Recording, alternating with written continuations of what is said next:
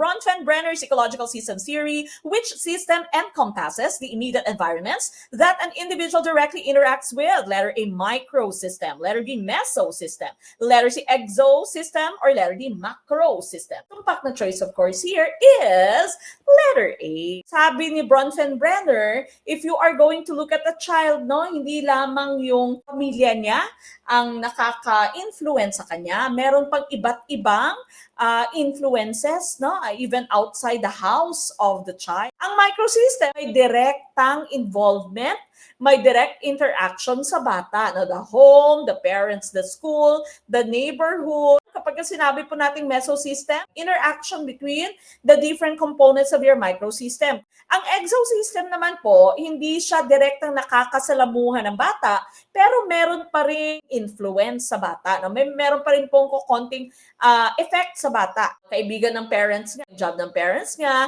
the local government kapag may pa-holiday, for example, no? Yung teacher training institute, and of course, eventually, macro system, ito mas malaki na. No? So, ito nasa society and culture na natin. No? The nation, the social norms, culture.